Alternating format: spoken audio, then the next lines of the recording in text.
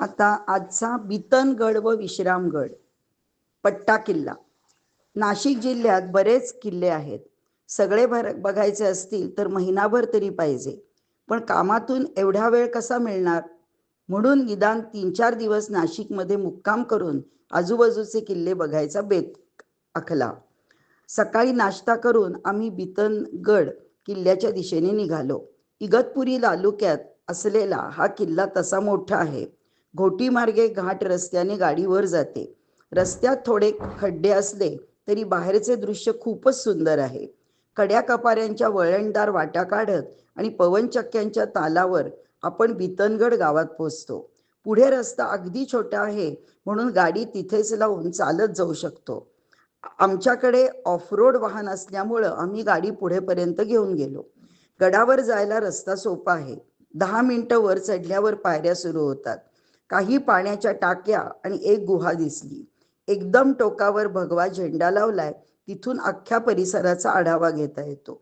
पहारा देण्यासाठी बांधलेल्या किल्ल्यावरून कळसुबाई डोंगर रांगा दिसतात आणि त्याच्या भव्यतेचा अनुभव घेत आम्ही खाली आलो.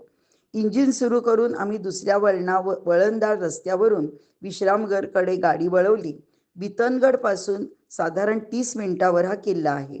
जाताना म्हैसवळण घाट लागतो, तिथे अनेक पवनचिक्क्या पाहायला मिळाला. शिवाजी महाराज जालनापूरचे युद्ध करून बहिर्जी नाईक यांच्या चातुर्याने इथे पोचले. इथे त्यांचे 30-35 दिवस वास्तव्य होते. रायगड, राजगड नंतर ह्याच किल्ल्यावर त्यांचे सर्वात जास्त वास्तव्य होते अशी माहिती मिळाली. म्हणून त्या किल्ल्याचे नाव विश्रामगड. 1672 साली मोरोपंत पिंगळे यांनी चढाई करून हा किल्ला जिंकला. इथे नंतर स्वातंत्र्य चळवळीच्या काळात ब्रिटिशांपासून लपून भूमिगत होण्यासाठी हा किल्ला वापरला गेला. सुरुवातीपासून पायऱ्या चढत आम्ही वर गेलो.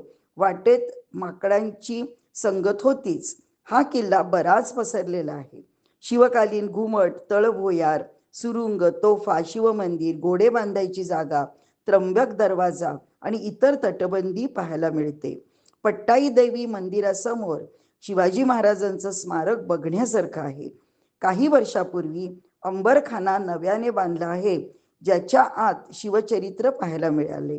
उत्तरेकडे असलेला औंध किल्ला आणि ह्या किल्ल्याचा उल्लेख संत एकनाथांनी भावार्थ रामायणमध्ये केला आहे.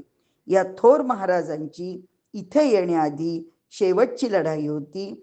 अशा या क्षत्रिय कुलावतंस राजाला प्रणाम करत आम्ही निघालो.